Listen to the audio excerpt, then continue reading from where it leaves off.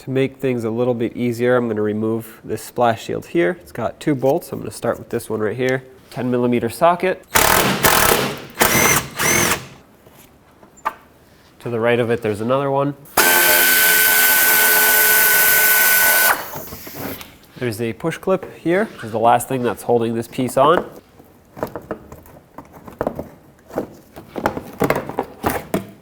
Take that out. Now you have much better access to this side of the transmission pan, otherwise that shield would come up to here.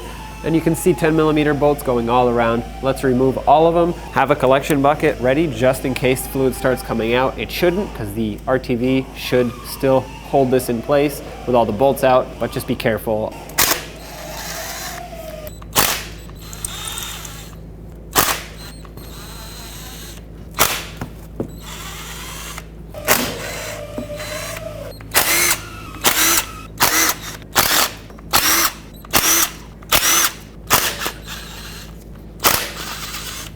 I'm going to put 1 bolt back on each corner. That way I can control the oil flow better once I pry this pan down. I'm actually also going to put 1 over here, just loosely, as well as 1 on the other side for the same reason.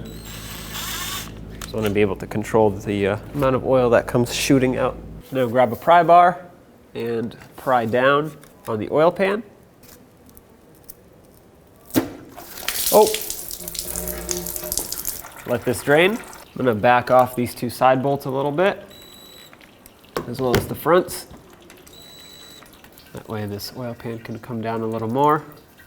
Looks like we have to take these bolts completely out at this point. It is mostly done draining, although keep in mind there will still be fluid in the pan. Okay, now we can pry on this a little bit more. There we go. Support the pan and remove the 2 remaining bolts that are in here. At this point, there isn't much holding this on, just the front RTV here, so it's gonna fall down if you let go. Now slowly tilt it forward into your collection bucket to drain the remaining fluid.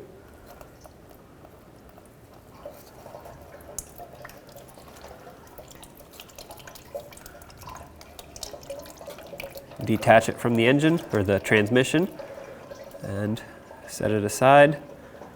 Keep your collection bucket underneath because the transmission filter will keep leaking. Now I'm going to take a brand new razor blade and just scrape off any debris that might be here or remaining gasket material.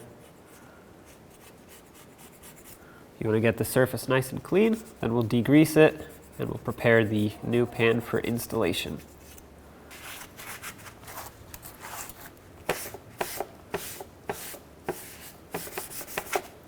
I'm going to take a rag and just clean off, or finish cleaning off the surface after I use the razor blade.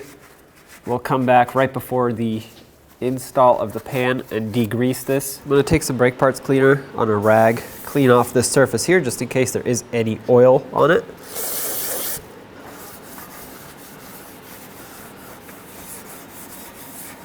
Now take gasket maker and put a thin bead all the way around, going on the inside of these bolt holes.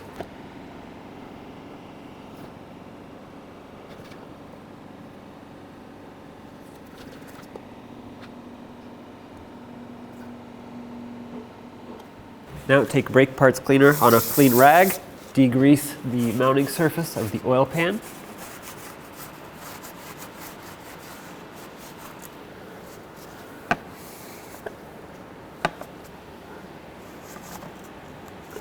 I'm going to stick a rag right where this fluid is coming from over here, and there's a little area where you can hopefully soak up a little bit of that fluid so that it gives you a 20-30 second window where you can put this pan up without fluid dripping down. You don't want oil mixing with the gasket maker because it'll prevent it from sealing up properly. I'm going to clean up as much as I can of it.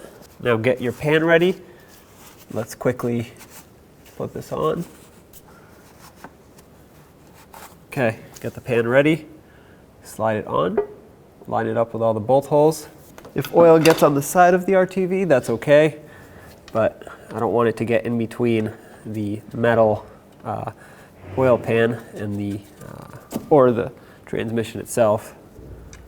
Basically, I want these two to sandwich together with just RTV. Obviously not oil in between. I'm just gonna put a couple bolts all the way around in random locations. Doesn't have to be anything specific. I just want this to be held on without me having to hold on to it.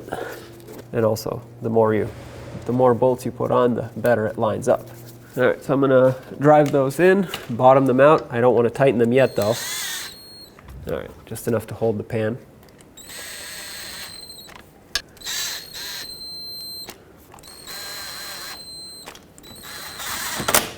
Now let's put in the rest of them.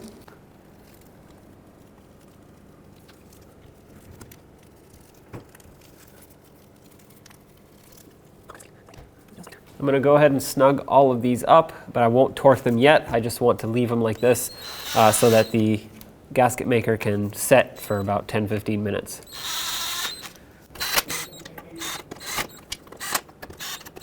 Torque all these bolts to 165 inch-pounds, which actually converts to 13.8 foot-pounds, so you can round it up to 14 if your torque wrench does foot-pounds only, so 14 is close enough. I'm just going to go in a circle, and I'm actually going to go twice. That way I make sure that they're all seated, because sometimes as the gasket squishes in, the first few bolts that you tighten become loose because the gasket has squished down. So I'm just going to start on this corner, work my way around, 165 inch-pounds.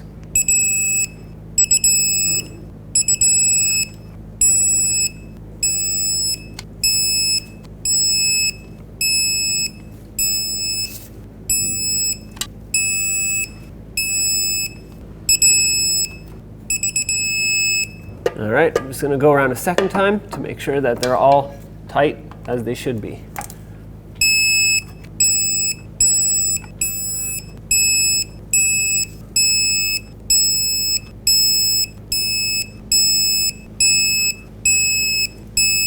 One last thing I want to do to this pan before I move further is to check the tightness of this drain bolt, because you don't want it to be loose. 17mm socket. That's nice and tight. Let's put this shield back.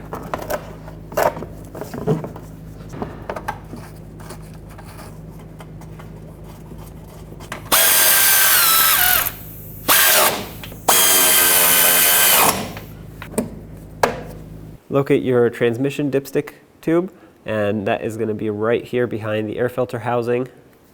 Pull the dipstick out, and now you would want to use a funnel. I actually don't have a funnel that's that narrow, so I borrowed this from a fellow coworker, and I'm going to use this as my funnel. Now ideally, you would want to measure how much fluid came out to know exactly how much you put back in. The manufacturer's specification for a drain and refill, so just a regular service, is 4 quarts.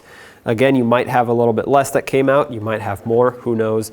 So always measure yours and put back exactly the amount that came out. Obviously, we can measure it at the end. You have the dipstick for a reason, and we'll make sure that we're within the proper specifications. So I'll show you how to measure it properly after we fill it, but for now, I'm just going to go ahead and put back the amount of fluid that I removed. So if you look at the bottom of your dipstick, on one of the sides it should have some hash marks, and it'll say cold. Add, obviously, if at any time it's below the cold, even when the engine is cold, you need to add some. And then you have the hot mark here, which is when the engine is at operating temperature and your engine is just idling. So preferably the way to check this is with the engine warmed up fully, and you want to be within these 2 marks here for the hot side. If your engine is cold, it has just been turned on, you want to be here between these 2 cold lines. Obviously, at any point, if you're underneath, you add, and you want to make sure you're on a flat level surface with the transmission in park or neutral. Probably in park is best though. And keep in mind that when you first add fluid, the whole dipstick tube is going to be covered in fluid, so you're going to get a false reading. Now my car isn't running, it's off, but as you can see, and it's right about there. Again, my car is not running, so this is not a good representation. Once I turn it on, it'll probably go down, but the engine is cold, so this is probably somewhere where it should be, right in between this range. So once again, engine warmed up preferably, if not cold, in park, level surface, and you want to add if needed to bring it up to the cold or the hot line depending on how you're measuring.